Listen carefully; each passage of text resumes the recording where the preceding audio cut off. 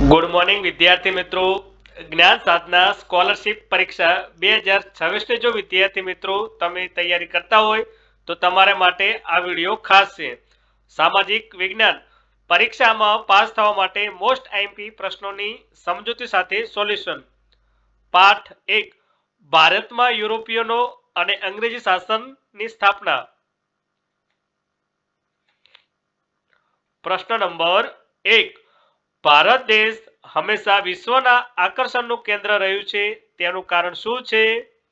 તો વિદ્યાર્થી મિત્રો અહીંયા આપણને 4 વિકલ્પો આપવામાં આવશે, તેમાંથી સાચો જવાબ શોધીને લખવાનો છે. વિદ્યાર્થી મિત્રો, વિકલ્પ એ, ભારતનું સમૃદ્ધ સાહિત્ય. વિકલ્પ બી, ભારતની શાસન વ્યવસ્થા. વિકલ્પ સી, ભારતની આર્થિક સમૃદ્ધિ. વિકલ્પ ડી, ભારતની વિદ્યાપીઠો. શું જવાબ આવશે વિદ્યાર્થી મિત્રો? તો તેનો જવાબ આવશે વિકલ્પ સી, ભારતની આર્થિક સમૃદ્ધિ.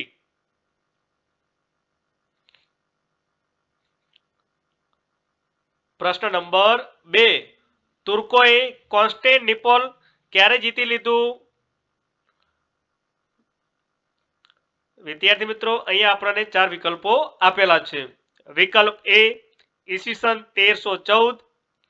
વિકલ્પ બી, ઈસવીસન 1453. વિકલ્પ સી, ઈસવીસન 1773. વિકલ્પ ડી, ઈસવીસન 1761.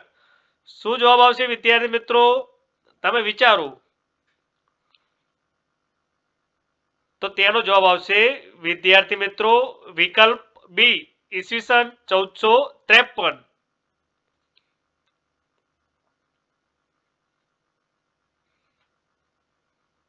પ્રશ્ન નંબર 3, કોલકાતા અગાઉ કયા નામે ઓળખાતું હતું વિદ્યાર્થી મિત્રો? અહીંયા આપણને 4 વિકલ્પો આપેલા છે. વિકલ્પ એ, મછલીપટ્ટનમ. વિકલ્પ બી, શ્રીરામપુર. વિકલ્પ સી, ફોર્ટ વિલિયમ. વિકલ્પ ડી, કોન્સ્ટેન્ટિનોપલ. શું જવાબ આવશે વિદ્યાર્થી મિત્રો?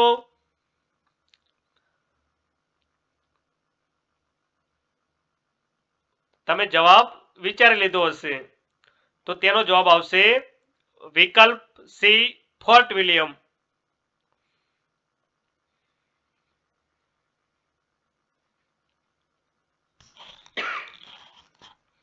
પ્રશ્ન નંબર 4, પોર્ટુગીઝ પ્રજાને અન્ય કયા નામે ઓળખવામાં આવે છે? વિકલ્પ એ, ફ્રેન્ચો. વિકલ્પ બી, ડચ. વિકલ્પ સી, ડેનિશ. વિકલ્પ ડી, ફિરંગી. તો શું જવાબ આવશે વિદ્યાર્થી મિત્રો? તમે 10 સેકન્ડ વિચારી લો.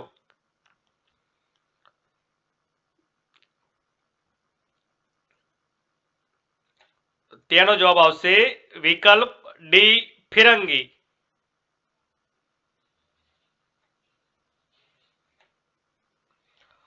પ્રશ્ન નંબર 5, ભારતમાં સંધિ સેવાઓની શરૂઆત કોણે કરી હતી? વિકલ્પ એ, કોર્નવાલિસ. વિકલ્પ બી, ટોમસ રો. વિકલ્પ સી, રોબર્ટ ક્લાઇવ. વિકલ્પ ડી, વોરન હેસ્ટિંગ. શું જવાબ આવશે વિદ્યાર્થી મિત્રો?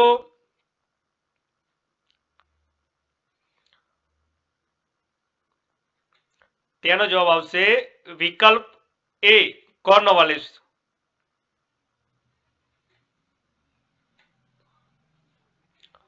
પ્રશ્ન નંબર 6, બક્સરનું યુદ્ધ કઈ સાલમાં થયું હતું? વિકલ્પ એ, ઈસવીસન 1764. વિકલ્પ બી, ઈસવીસન 1757. વિકલ્પ સી, ઈસવીસન 1818. વિકલ્પ ડી, ઈસવીસન 1730. શું જવાબ આવશે વિદ્યાર્થી મિત્રો? જો તમે પહેલો પાઠ વાંચ્યો હશે તો તમને જવાબ આવડશે. તો તેનો જવાબ આવે છે વિકલ્પ એ, ઈસવીસન 1764.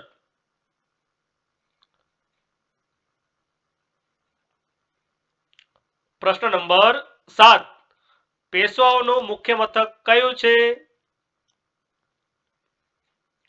વિકલ્પ એ પુણે, વિકલ્પ બી દિલ્હી, વિકલ્પ સી આગ્રા, વિકલ્પ ડી કોલકાતા. શું જવાબ આવશે વિદ્યાર્થી મિત્રો? તો તેનો જવાબ આવશે વિકલ્પ એ પુણે.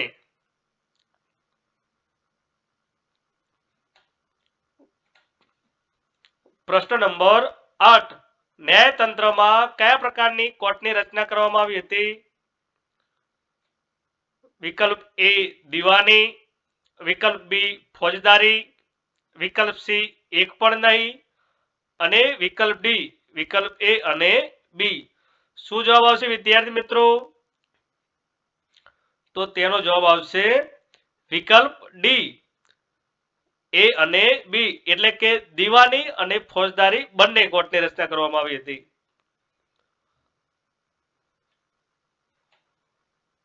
પ્રશ્ન નંબર 9 ભારતમાં પોર્ટુગીઝોની રાજધાની કઈ હતી? વિકલ્પ એ દીવ, વિકલ્પ બી દાદરા અને નગર હવેલી, વિકલ્પ સી દમણ અને વિકલ્પ ડી ગોવા. શું જવાબ આવશે વિદ્યાર્થી મિત્રો? તો તેનો જવાબ આવશે વિકલ્પ ડી ગોવા.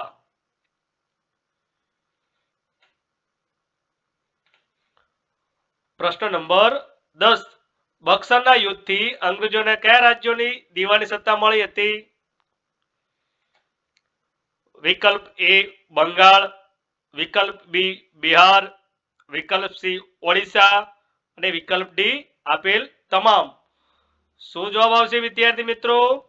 તો અહીંયા જવાબ આવશે આપેલા તમામ, એટલે કે વિકલ્પ ડી. અહીંયા બક્સરના યુદ્ધથી અંગ્રેજોને બંગાળ, બિહાર અને ઓડિશા રાજ્યોની દીવાની સત્તા મળી હતી. જો વિદ્યાર્થી મિત્રો તમને અમારો વિડીયો સારો લાગ્યો હોય તો લાઈક, શેર અને સબસ્ક્રાઇબ કરવાનું ભૂલતા નહીં અને ફરી મળીશું નવા વિડીયોમાં.